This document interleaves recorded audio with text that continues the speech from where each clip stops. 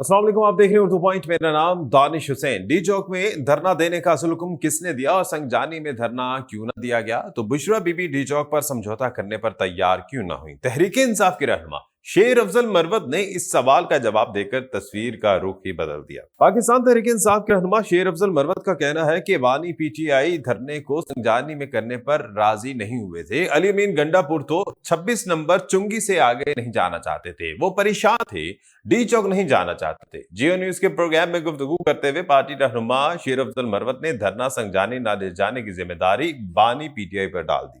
उन्होंने कहा कि इब्तदाई फैसला यही था कि डी चौक ही जाना है। अली अमीन गंडापुर 2 बार बुशरा बीबी की गाड़ी में भी गए, मगर उनकी बुशरा बीबी से तकरार का मुझे इल्म नहीं। शेर अफजल मरवत का कहना था कि बैरिस्टर गोहर ने इमरान खान को संगजानी पर धरना देने की हुकूमती पेशकश से आगाह किया, मगर वो संगजानी में धरने पर राजी न हुए।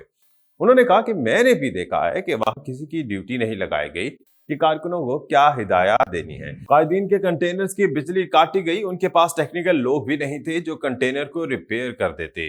जंग न्यूज के मुताबिक 2 रोज कबल इस्लामाबाद के डी चौक, ब्लू एरिया और जना एवेन्यू के अतराफ रेंजर्स और पुलिस ने पीटीआई मुजाहिरीन के खिलाफ मुश्तरका ऑपरेशन शुरू किया था। रेंजर्स और पुलिस के मुश्तरका ऑपरेशन के नतीजे में पीटीआई रहनुमा और कारकुनान वफाकी दारुलहुकूमत से भागने पर मजबूर हो गए थे।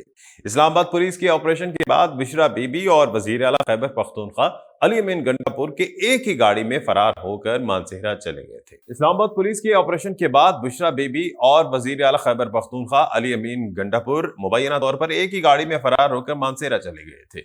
ऑपरेशन के बाद पीटीआई मुजाहिरीन अपनी जूतियां और दीगर सामान भी छोड़कर भाग गए। मुजाहिरीन इस्लामाबाद ब्लू एरिया से फरार अपनी कीमती गाड़ियों और सामान को भी छोड़ने पर मजबूर हो गए थे। मुजाहिरीन रेंजर्स के क्लीन अप प्रोग्राम की ताब ना ला सके और फरार हो गए।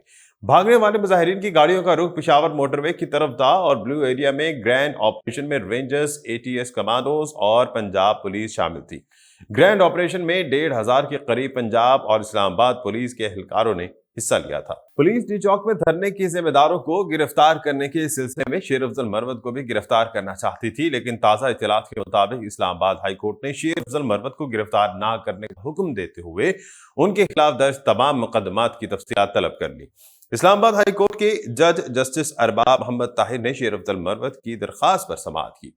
शेर अफजल मरवत अपने वकील रियासत अली आजाद और उसामा तारिक के साथ अदालत में पेश हुए। अदालत ने डी चौक एहतजाज पर शेर अफजल मरवत के खिलाफ दर्ज मुकदमात की तफसीलात फराहमी की दरखास्त पर सेक्रेटरी वजारत दाखिला IG FIA को नोटिस जारी कर दिए। अदालत ने पीटीआई रहनुमा की किसी भी नामालूम मुकदमे में गिरफ्तारी से रोकने के अहकाम भी जारी किए।